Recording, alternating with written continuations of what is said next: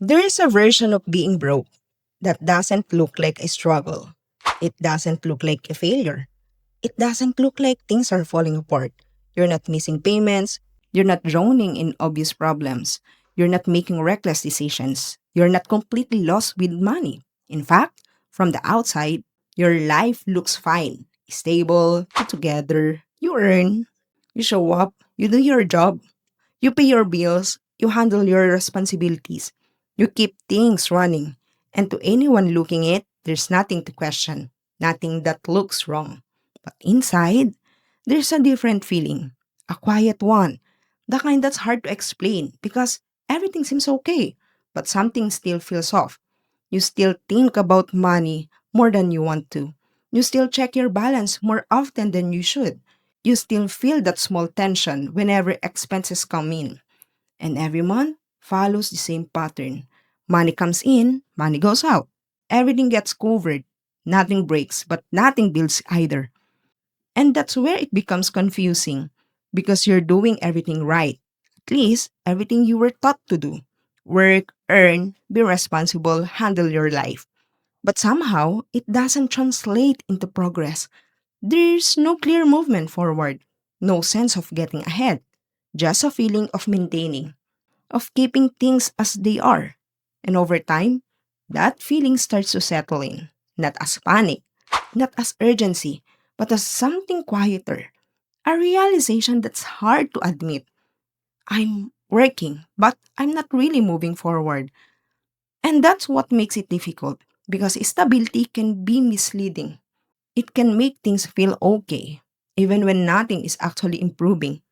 Because sometimes nothing is falling apart, but nothing's growing either. And that's where many people get stuck. Not in crisis, not in chaos, but in a cycle that feels normal.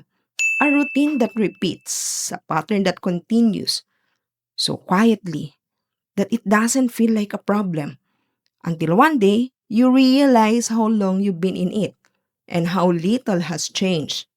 The pattern you don't see.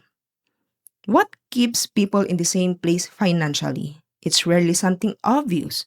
It's not about one big mistake, not one wrong move, not one bad decision. Because if it was obvious, it would be easier to fix. You would see it, you would correct it, you would change direction. But that's not how it usually happens. Instead, it's a pattern, the way of handling money that repeats without being questioned. It shows up in small moments, in everyday decisions, in how money is used without much thought. Not because people don't care, but because it feels familiar. It feels normal. It feels like the way things have always been. And that's what makes it difficult to notice. Because patterns don't feel like choices, they feel automatic. You don't stop and think, why am I doing this? You just do it because you've done it before, because it worked before, because nothing seemed wrong.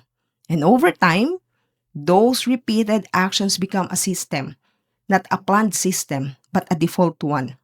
A routine that runs in the background, handling your money the same way, again and again. And here's the important part. When the system doesn't change, the outcome doesn't change either. You can earn more. You can try harder.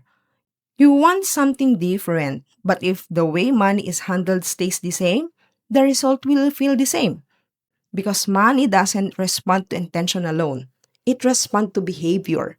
And that's why people feel stuck, not because they're not trying, but because the pattern they're following keeps leading them back to the same place. It's not loud, it's not dramatic, it doesn't demand attention. It just continues, quietly, consistently, in the background of everyday life. And slowly, without realizing it, the pattern becomes your financial reality. Not because you choose it once, but because you repeated it enough times for it to define your outcome. Habit number two, measuring progress emotionally.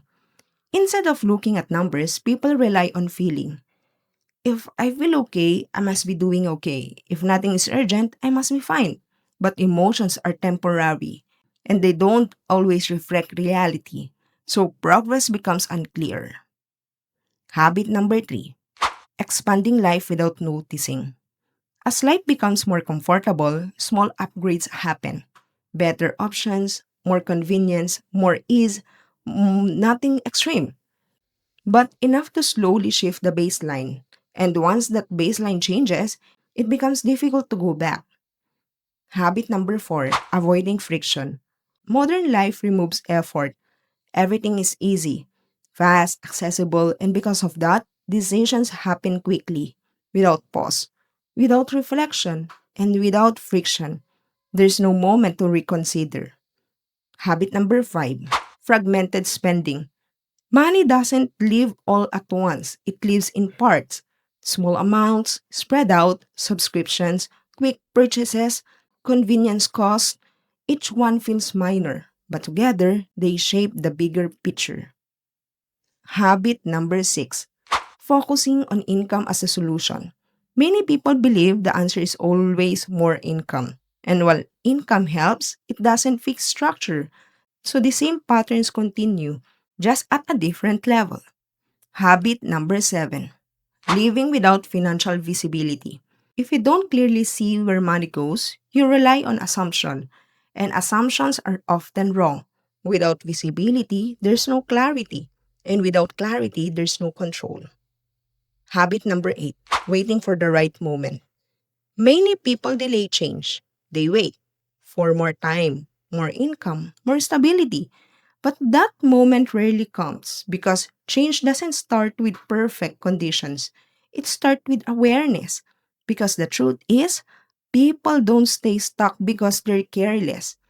They stay stuck because their habits feel normal, because nothing feels urgent enough to change, because everything seems okay. But okay can quietly become permanent if nothing interrupts it. Because in the end, money is not shaped by what you do once, it's shaped by what you repeatedly. The small actions, the unnoticed patterns, the decisions you don't think twice about. Because those are the ones that build your financial life, not in one moment, but over time. If you enjoy conversations about money, behavior, and the patterns that shape real life financial outcomes, welcome to the Asian Broke Diary. Because sometimes, the reason nothing changes is not because something is wrong, but because everything feels normal.